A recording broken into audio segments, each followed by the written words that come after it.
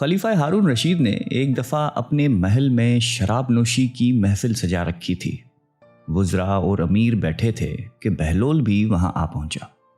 اس نے بادشاہ کی حرکتوں کو خاموش نگاہوں سے دیکھا تو ہارون رشید کو اس کی نصیحتیں یاد آ گئیں۔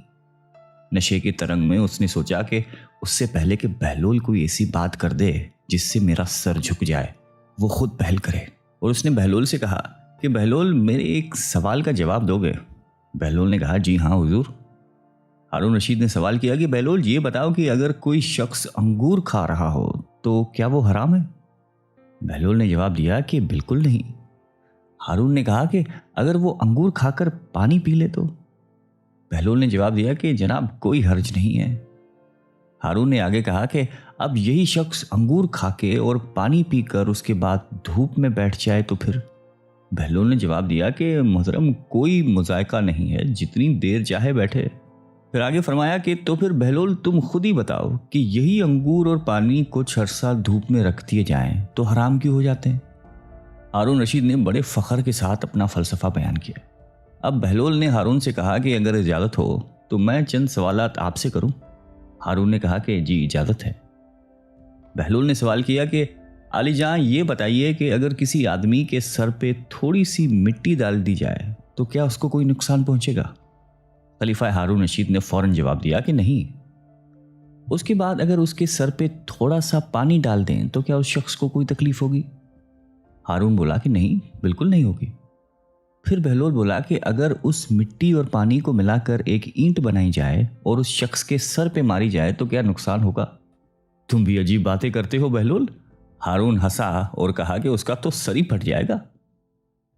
تو پھر عالی مقام، اگر آپ غور فرمائیں تو آپ کو یہ معلوم ہوگا کہ جس طرح مٹی اور پانی مل کر انسان کا سر پھوڑ سکتے ہیں، اس طرح انگور اور پانی بھی مل کر ایسی چیز بنا دیتے ہیں جو حرام اور ناپاک ہے، جس کے پینے سے انسان کی عقل ماری جاتی ہے اور اس کے برے اور بھلے کی تمیز نہیں رہتی۔ اس لیے اسلام نے اس کے پینے والے پر سزا واجب کی ہے۔ بغداد کے ایک بڑے بازار میں ایک فقیر نان بائی کی دکان کے سامنے سے گزر رہا تھا۔ اس نے ہر طرح کے کھانے چولہوں پر چڑھائے ہوئے تھے جس سے بھاپ نکل رہی تھی۔ ان کھانوں کی خوشبو ان کی لذت کا پتہ دے رہی تھی اور ارد گرد کے گزرنے والوں کو اپنی طرف متوجہ کر رہی تھی۔ بیچارے فقیر کا دل بھی للچایا، لیکن غریب کے پاس مال کہاں تھا جو ان کھانوں کی لذت خرید سکتا۔ لیکن وہاں سے ہٹنے کا بھی دل نہیں چاہ رہا تھا۔ کھانوں میں اتنی خوشبو تھی کہ بھوک پڑ رہی تھی۔ بلاخر اس نے اپنے تھیلے کو کھولا، اس میں سے سوکھی ہوئی روٹی نکالی اور کھانے کی دیگ کی بھاپ سے اسے نرم کر کے کھانے لگا، جس میں کھانے کی خوشبو بسی ہوئی تھی۔ نان بھائی چپ چاپ یہ تماشا دیکھ رہا تھا۔ جب فقیر کی روٹی ختم ہوئی اور وہ چلنے لگا تو نان بھائی نے اس کا راستہ روک کر کہا کہ کیوں مسٹنڈے، کہاں بھاگ رہا ہے؟ لا میرے پیسے نکال۔ کون سے پیسے؟ فقیر نے حیران ہو کر پوچھا۔ اچھا، کون سے پیسے؟ ابھی جو نے میرے کھانے کی باپ کے ساتھ روٹی کھائی ہے وہ کیا تیرے باپ کی تھی؟ اس کی قیمت کون چکائے گا؟ عجیب انسان ہو تم، فقیر نے کہا۔ وہ باپ تو ہوا میں اڑ رہی تھی۔ اگر میں نے اس کے ساتھ روٹی کھا کر خود کو بہلانے کی کوشش کی ہے تو اس میں تیرا کیا گیا جس کی قیمت ادا کروں؟ بس ادھر ادھر کی باتیں مت کر، میں تیری جان ہرگز نہیں چھوڑوں گا، میں اپنا مال وصول کر کے رہوں گا۔ نان بھائی نے یہ کہہ کر فقیر کا گریبان ہی پکڑ لیا۔ بیچارہ فقیر پریشان ہو گیا کہ اس ہٹے گٹے نان بھائی سے اب کس طرح جان چھڑائی جائے۔ اتنے میں بہلول کا ادھر سے گزر ہوا۔ وہ ان کے قریب رک کر ان کی باتیں سننے لگا۔ فقیر نے اس کو ہمدرد جان کر تمام قصہ سنایا تو وہ نان بھائی سے بولا کہ بھائی یہ تو بتاؤ کہ کیا اس غریب آدمی نے تمہارا کھانا کھایا ہے؟ نہیں، کھانا تو نہیں کھایا، مگر باپ سے فائدہ تو اٹھایا ہے۔ میں نے اس کی قیمت مانگی ہے، لیکن اس کے سمجھ میں یہ بات ہی نہیں آ رہی۔ نان بھائی نے کہا بالکل درست کہہ رہے ہو تم، بالکل صحیح۔ بہلول نے سر ہلایا اور اپنی جیب سے مٹھی بھر کر سکے نکالے اور وہ ایک ایک کر کے ان سکوں کو زمین پہ گراتا جاتا اور کہتا کہ نان بھائی یہ لے پیسوں کی آواز پکڑ، یہ لے اپنے کھانے کی باپ کی قیمت، ان سکوں کی کھنک میں وصول کر لے یہ سکون کی آواز تیرے کھانے کی خوشبو کی قیمت ہے۔ ارد گرد کھڑے لوگ ہنس ہنس کر پاگل ہو گئے تھے۔ نان بھائی اپنے خفت مٹا کر بولا کہ یہ پیسے دینے کا کون سا طریقہ ہے؟ بہلول نے جواب دیا کہ اگر تو اپنے کھانے کی بھاپ اور خوشبو بیچے گا तो उसकी कीमत तुझे सिक्कों की आवाज की सूरत में ही अदा की जा सकती है। बहलोल दाना हमेशा की तरह एक दिन हारून रशीद को नसीहत करने के लिए शाही महल में आए। अगरचे उन्हें मालूम था कि इस मगरूर अब्बासी खलीफे के कानों पर जूं तक नहीं रेंगती, लेकिन आदत सी हो गई थी कि वो कभी कभार महल में आकर इशारों से खलीफे को समझाएं कि वो गलती पर है। हारून भी बहलोल की बातें सुनने का आदी हो चुका था। अगरचे वो चुभती हुई बातें करते थे और खलीफे के साथ गुस्ताखाना रवैया अख्तियार करते थे, उसके बावजूद भी हारून बहलोल की बातों को संजीदा नहीं लेता था। लेकिन अब की दफ़ा बहलोल ने भारी महफिल में ऐसी हरकत की जिससे खलीफा बहुत नाराज हुआ यूं कि बहलोल दरबार में दाखिल हुआ तो देखा लोगों की एक बड़ी तादाद हारून के इर्द गिर्द बैठी हुई है। जिस तरफ बहलोल ने नज़र दौड़ाई कहीं बैठने की जगह ही नज़र नहीं आई। साथ ही उसने ये भी एहसास किया कि कोई शख्स उन्हें देखकर खुश नहीं हुआ। वो थोड़ी देर तक खड़े होकर लोगों को तकते रहे। उसके बाद मजमे को चीरते हुए सीधे तख्त की तरफ बढ़े और हारून के साथ तख्त पे बैठ गए। दरबार में बैठे हुए खुशामदी लोग चीखने चिल्लाने लगे कि ये कैसी हरकत है, यकीनन बहलोल दीवाना हो गया है। अभी तक किसी ने खलीफे की इस तरह से बेएहतरामी नहीं की थी। हारून लोगों की बातें सुनकर बहलोल की तरफ गुस्से से देखने लगा, लेकिन बहलोल टेस्ट से मिस नहीं हुआ। उनके लबों पर एक मुलायम मुस्कुराहट थी। गुस्से से हारून की जबान बंद थी। वो एहसास कर रहा था कि बहलोल ने इस हरकत के जरिए दूसरों के सामने उसकी तौहीन की है। सब लोग हैरान होकर खलीफे और बहलोल की तरफ देख रहे थे। हारून गहरी सोच में पड़ गया, लेकिन उसे समझ नहीं आ रहा था कि किस तरह बहलोल से अपनी जान छुड़ाए। अचानक उसके जहन में एक तरकीब आई। वो एक मसनूई मुस्कुराहट के साथ बहलोल की तरफ देखकर बोला कि अब जब तुम तकलीफ करके हमसे मिलने आए हो तो तुमसे एक सवाल करना चाहते हैं। अगर तुम उसका जवाब दोगे तो हम तुम्हें 1000 दीनार इनाम में देंगे, लेकिन अगर तुम उसका जवाब नहीं दे सके तो हम हुक्म देंगे कि तुम्हारी मूछें और दाढ़ी मुंडवा कर तुम्हें एक गधे पर सवार करके गली कूचों और बाजारों में फिराया जाए। बहलोल समझ गए थे कि खलीफा इंतकाम पर उतर आया है, इसलिए उसकी तौहीन करते हुए बोले, मुझे तेरे दीनारों की तो ज़रूरत नहीं है, अलबत्ता एक शर्त के साथ तेरी पहेली बूझने के लिए तैयार हूँ। हारून ने पूछा कि कैसी शर्त? बहलोल ने कहा कि इस शर्त पे कि तुम मक्खियों को हुक्म करो कि वो मुझे न सताए। हारून सर झुकाकर सोचने लगा। उसके बाद दूसरी तरफ देखा। ऐसा लग रहा था कि वो तवक्को कर रहा था कि मजमे से कोई शख्स बहलोल को जवाब दे दे, लेकिन सब दंग रह गए। मजबूरन हारून कहने लगे कि ये नामुमकिन है, इसलिए कि मक्खियां तो मेरा हुक्म नहीं मानती।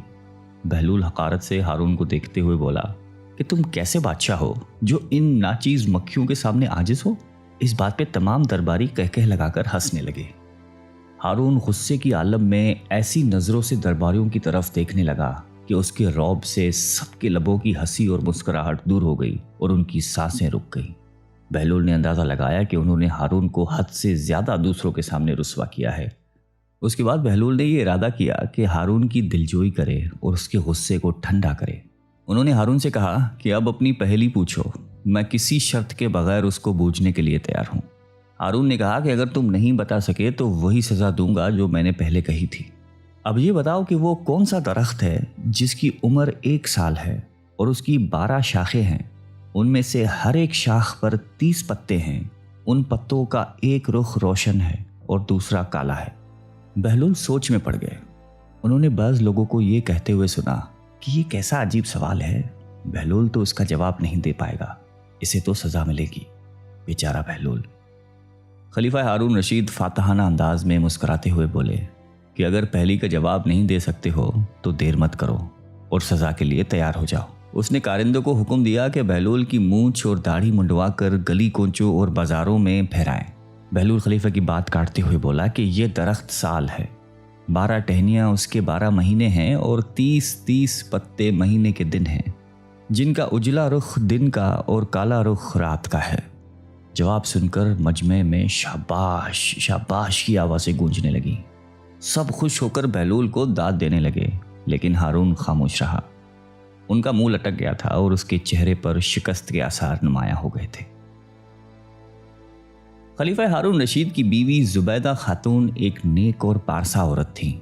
انہوں نے اپنے محل میں 1000 ایسی خادمائیں رکھی ہوئی تھیں جو قرآن کی حافظہ اور قاریاں تھیں۔ ان سب کی ڈیوٹیاں مختلف شفٹوں میں لگی ہوئی تھیں۔ چنانچہ ان کے محل سے 24 گھنٹے ان بچیوں کے قرآن پڑھنے کی آواز آ رہی ہوتی تھی۔ ان کا محل قرآن کا گلشن محسوس ہوتا تھا۔ ایک دن ہارون رشید اپنی بیوی کے ساتھ دریا کے کنارے ٹہل رہا تھا کہ ایک جگہ بہلول دانا کو بیٹھے ہوئے دیکھا۔ اس نے کہا السلام علیکم۔ بہلول دانا نے جواب میں وعلیکم السلام کہا۔ ہارون رشید نے کہا کہ بہلول آپ یہاں کیا کر رہے ہیں؟ انہوں نے کہا کہ ریت میں گھر بنا رہا ہوں۔ پوچھا کہ کس لیے بنا رہے ہو؟ جواب دیا کہ جو آدمی اس کو خریدے گا میں اس کے لیے دعا کروں گا کہ اللہ رب العزت ان کے بدلے ان کو جنت میں گھر عطا فرما دے۔ بادشاہ نے کہا کہ بہلول اس گھر کی کیا قیمت ہے؟ انہوں نے کہا کہ صرف 1 دینار۔ ہارون رشید نے سمجھا کہ یہ دیوانے کی کوئی بے وقوفی ہے، لہٰذا وہ آگے چلا گیا۔ ان کے پیچھے زبیدہ خاتون آئیں۔ انہوں نے بہلول کو سلام کیا اور پھر پوچھا کہ بہلول تم یہاں کیا کر رہے ہو؟ انہوں نے کہا کہ میں ریت پہ گھر بنا رہا ہوں۔ پوچھا کہ کس لیے بنا رہے ہیں؟ بہلول نے جواب دیا کہ جو آدمی اس گھر کو خریدے گا میں اس کے لیے دعا کروں گا کہ اللہ تعالیٰ اس کے بدلے ان کو جنت میں گھر عطا فرمائے۔ انہوں نے پوچھا کہ بہلول اس گھر کی کیا قیمت ہے؟ بہلول نے کہا کہ فقط 1 دینار۔ زبیدہ خاتون نے 1 دینار نکال کر ان کو دے دیا اور کہا کہ میرے لیے دعا کرنا۔ وہ دعا لے کر چلی گئی۔ رات کو جب ہارون رشید سویا تو اس نے خواب میں جنت کے مناظر دیکھے۔ آبشاریں، پھل و پھول وغیرہ دیکھنے کے علاوہ بڑے اونچے اونچے خوبصورت محلات بھی دیکھے۔ ایک سرخ یاقوت کے بنے ہوئے محل پر اس نے زبیدہ کا نام لکھا ہوا دیکھا۔ ہارون رشید نے سوچا کہ میں دیکھوں تو صحیح کہ یہ میری بیوی کا ہی گھر ہے۔ وہ محل میں داخل ہونے کے لیے جیسے ہی دروازے پر پہنچا تو ایک دربان نے ان کو روک دیا۔ ہارون رشید کہنے لگا کہ اس پر تو میری بیوی کا نام لکھا ہوا ہے، لہٰذا مجھے اندر جانے دیجیے۔ دربان نے کہا کہ نہیں، یہاں کا دستور الگ ہے۔ جس کا نام ہوتا ہے اسی کو اندر جانے کی اجازت ہوتی ہے، کسی اور کو اجازت نہیں ہوتی، لہٰذا تم کو داخل ہونے کی اجازت نہیں ہے۔ جب دربان نے ہارون رشید کو پیچھے ہٹایا تو اس کی آنکھ کھل گئی۔ بیدار ہونے پر فوراً خیال آیا کہ مجھے تو لگتا ہے بہلول کی دعا زبیدہ کے حق میں اللہ تعالیٰ نے قبول کر دی ہے۔ پھر اسے خود پر افسوس ہوا کہ میں بھی اپنے لیے ایک گھر خرید لیتا تو کتنا اچھا ہوتا۔ وہ ساری رات اسی افسوس میں کروٹیں بدلتا رہا۔ صبح ہوئی تو اس کے دل میں خیال آیا کہ آج پھر میں اس دریا کے کنارے جاؤں گا۔ اگر آج مجھے بہلول مل گیا تو میں بھی ایک گھر خرید لوں گا۔ چنانچہ وہ شام کو پھر اپنی بیوی کو لے کر چل پڑا۔ وہ بہلول کو تلاش کرتے ہوئے ادھر ادھر دیکھ رہا تھا کہ اچانک اس نے دیکھا کہ بہلول ایک جگہ بیٹھ کر اسی طرح مکان بنا رہے ہیں۔ ہارون رشید نے السلام علیکم کہا۔ بہلول نے کہا وعلیکم السلام۔ ہارون رشید نے پوچھا کہ کیا کر رہے ہو؟ بہلول نے کہا کہ میں گھر بنا رہا ہوں۔ ہارون رشید نے پوچھا کہ کس لیے؟ بہلول نے کہا کہ جو آدمی یہ گھر خریدے گا میں اس کے حق میں یہ دعا کروں گا کہ اللہ تعالیٰ اس کے بدلے اسے جنت میں گھر عطا فرمائے۔ ہارون رشید نے پوچھا کہ بہلول اس گھر کی کیا قیمت ہے؟ بہلول نے کہا کہ اس کی قیمت پوری دنیا کی بادشاہی ہے۔ ہارون رشید نے کہا کہ اتنی قیمت تو میں نہیں دے سکتا۔ کل تو آپ 1 دینار کے بدلے دے رہے تھے اور آج پوری دنیا کی بادشاہت مانگ رہے ہو۔ بہلول دانا نے کہا کہ بادشاہ سلامت، کل بن دیکھے کا معاملہ تھا اور آج دیکھا ہوا معاملہ ہے۔ کل بن دیکھے کا سودا تھا اس لیے سستا مل رہا تھا، آج چونکہ دیکھ کے آئے ہیں اس لیے اب اس کی قیمت بھی زیادہ دینی پڑے گی۔ بہلول دانا ایک مرتبہ قبرستان میں بیٹھے ہوئے تھے کہ کسی نے پوچھا کہ بہلول یہاں کیا کر رہے ہو؟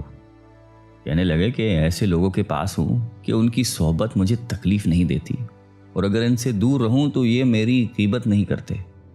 پوچھنے والے نے دوبارہ کہا کہ مہنگائی بہت بڑھ گئی ہے، اس میں کمی کی دعا کریں۔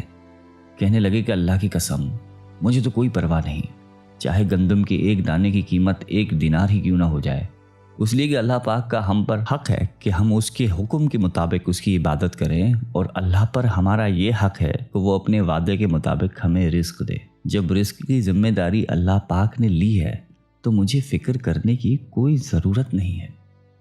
کہتے ہیں ایک بار شیخ جنید بغدادی رحمۃ اللہ علیہ سفر کے ارادے سے بغداد روانہ ہوئے۔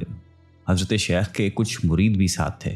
شیخ نے مریدوں سے پوچھا کہ تم لوگوں کو بہلول کا حال معلوم ہے؟ لوگوں نے کہا کہ حضرت وہ تو ایک دیوانہ ہے، آپ اس سے مل کے کیا کریں گے؟ شیخ نے جواب دیا کہ ذرا بہلول کو تلاش کیجیے، ہمیں ان سے کام ہے۔ مریدوں نے شیخ کے حکم کی تکمیل کی۔ تھوڑی جستجو کے بعد ایک صحرا میں حضرت بہلول کو ڈھونڈ نکالا اور شیخ کو اپنے ساتھ لے کر وہاں پہنچے۔ شیخ جنید بغدادی جب بہلول کے سامنے گئے تو دیکھا کہ حضرت بہلول سر کے نیچے اینٹ رکھ کر لیٹے ہوئے ہیں۔ شیخ نے سلام کیا تو بہلول نے جواب دے کر پوچھا کہ تم کون ہو؟ شیخ نے جواب دیا کہ میں جنید بغدادی ہوں۔ تو اے ابو قاسم، تم ہی وہ شیخ بغدادی ہو جو لوگوں کو بزرگوں کی باتیں سکھاتا ہے؟ جی ہاں، کوشش ضرور کرتا ہوں، شیخ نے جواب دیا۔ بہلول نے پوچھا کہ اچھا تو تم اپنے کھانے کا طریقہ تو جانتے ہوگے؟ جنید بغدادی نے کہا کہ کیوں نہیں، بسم اللہ پڑھتا ہوں اور اپنے سامنے کی چیز کھاتا ہوں، چھوٹا نوالا بناتا ہوں، آہستہ آہستہ چباتا ہوں، دوسرے کے نوالے پر نظر نہیں ڈالتا اور کھانا کھاتے وقت اللہ کی یاد سے غافل نہیں ہوتا۔ پھر دوبارہ کہا کہ جو لقمہ بھی کھاتا ہوں الحمدللہ کہتا ہوں، کھانا شروع کرنے سے پہلے ہاتھ دھوتا ہوں اور فارغ ہوتے ہی ہاتھ دھوتا ہوں۔ یہ سن کر بہلول اٹھ کر کھڑے ہوئے اور اپنا دامن شیخ کی طرف جھڑک دیا۔ پھر ان سے کہا کہ تم تو انسانوں کے پیر و مرشد بننا چاہتے ہو اور یہ حال ہے کہ اب تک کھانے پینے کا طریقہ بھی نہیں جانتے۔ یہ کہہ کر بہلول نے اپنا راستہ لے لیا۔ شیخ کے مریدوں نے کہا کہ یا حضرت، یہ شخص تو دیوانہ ہے۔ ہاں دیوانہ تو ہے، مگر اپنے کام کے لیے ہوشیاروں کے بھی کان کاٹتا ہے۔ اس سے سچی بات سننا چاہیے، آؤ اس کے پیچھے چلے۔ بہلول ایک ویرانے تک پہنچ کر ایک جگہ بیٹھ گیا۔ شیخ بغدادی اس کے پاس پہنچے تو انہوں نے شیخ سے پھر وہی سوال کیا کہ کون ہو؟ آپ نے کہا کہ میں ہوں شیخ بغدادی جو کھانا کھانے کا طریقہ نہیں جانتا۔ بہلول نے کہا کہ خیر، تم کھانا کھانے کے آداب سے تو ناواقف ہو، لیکن گفتگو کا طریقہ تو جانتے ہی ہوگے۔ شیخ نے جواب دیا کہ جی ہاں، جانتا تو ہوں، ہر ایک بات ایک اندازے کے مطابق کرتا ہوں، بے موقع اور بے حساب نہیں بولتا، سننے والوں کی سمجھ کا اندازہ کر کے خلق خدا کو اللہ اور رسول کے احکام کے بارے میں بتاتا ہوں۔ یہ خیال رکھتا ہوں کہ اتنی باتیں نہ کہوں کہ لوگ مجھ سے بیزار ہو جائیں۔ باطنی اور ظاہری علوم کے نقطہ نظر میں رکھتا ہوں۔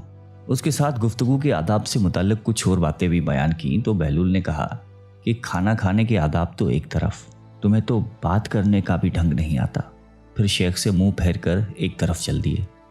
مریدوں سے خاموش نہ رہا گیا اور انہوں نے کہا کہ یا حضرت، یہ شخص تو دیوانہ ہے، آپ دیوانے سے بھلا کیا توقع رکھتے ہیں؟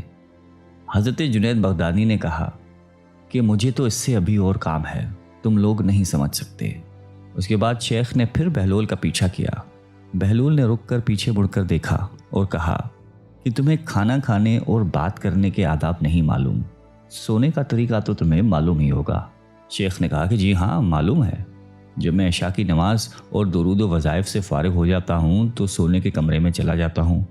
یہ کہہ کر شیخ نے سونے کے وہ آداب بیان کیے جو انہیں بزرگان دین کی تعلیم سے حاصل ہوئے تھے۔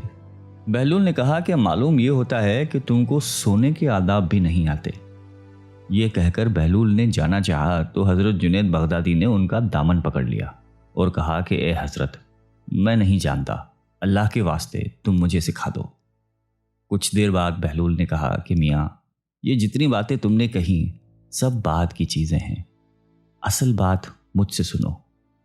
کھانے کا اصل طریقہ یہ ہے کہ سب سے پہلے حلال کی روزی ہونی چاہیے۔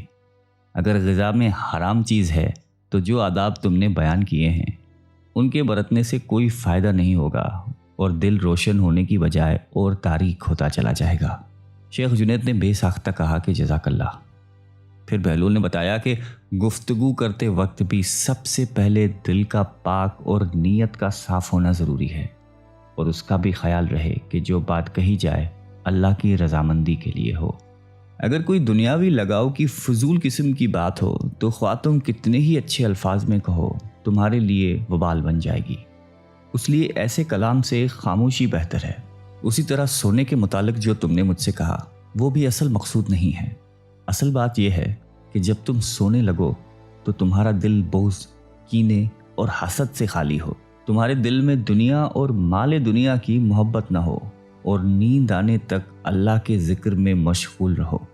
حضرت بہلول دانا کی بات ختم ہوتی ہی حضرت جنید بغدادی نے ان کے ہاتھوں کو بوسہ دیا اور ان کے لیے دعا کی۔ حضرت جنید بغدادی کے مرید یہ منظر دیکھ کر حیران رہ گئے۔ انہیں اپنی غلطی کا احساس ہوا اور یہ بات ان کے سمجھ میں آ گئی کہ ہر شخص کو چاہیے کہ وہ جو بات نہ جانتا ہو اسے سیکھنے میں ذرا بھی نہ شرمائے۔ ایک بار جناب بہلول دانا کسی نخلستان میں تشریف رکھتے تھے۔ ایک تاجر کا وہاں سے گزر ہوا۔ وہ آپ کے پاس آیا، سلام کر کے سامنے بیٹھ گیا اور انتہائی ادب سے گزارش کی کہ حضور، تجارت کی کون سی ایسی چیز خریدوں جس میں نفع ہو؟ بہلول نے فرمایا کہ کالا کپڑا خرید لو۔ تاجر نے شکریہ ادا کیا اور الٹے قدموں واپس چلا گیا۔ جا کر اس نے علاقے میں دستیاب تمام کالا کپڑا خرید لیا۔ کچھ دنوں بعد شہر کا بہت بڑا آدمی انتقال کر گیا۔ ماتمی لباس کے لیے سارا شہر کالے کپڑے کی تلاش میں نکلا ہوا تھا۔ اب کپڑا سارا اس تاجر کے پاس ذخیرہ تھا۔ اس نے منہ مانگے داموں پر فروخت کیا اور اتنا نفع کمایا کہ جتنا ساری زندگی نہیں کمایا تھا، اور بہت ہی امیر و کبیر ہو گیا۔ کچھ عرصے بعد وہ گھوڑے پر سوار کہیں سے گزرا۔ جناب بہلول وہاں تشریف رکھتے تھے۔ وہ وہیں گھوڑے پر بیٹھے بولا، او دیوانے، اب کی بار کیا لوں؟ بہلول نے فرمایا کہ تربوزے لے لو۔ وہ بھاگا گیا اور ساری دولت سے پورے ملک کے جتنے تربوزے تھے وہ خرید کے ذخیرہ کر لیے۔ ایک ہی ہفتے میں سب خراب ہو گئے اور وہ کوڑی کوڑی کو محتاج ہو گیا۔ اسی خستہ حالی میں گھومتے پھرتے پھر ان کی ملاقات بہلول سے ہوئی تو انہوں نے کہا کہ یہ آپ نے میرے ساتھ کیا کیا ہے؟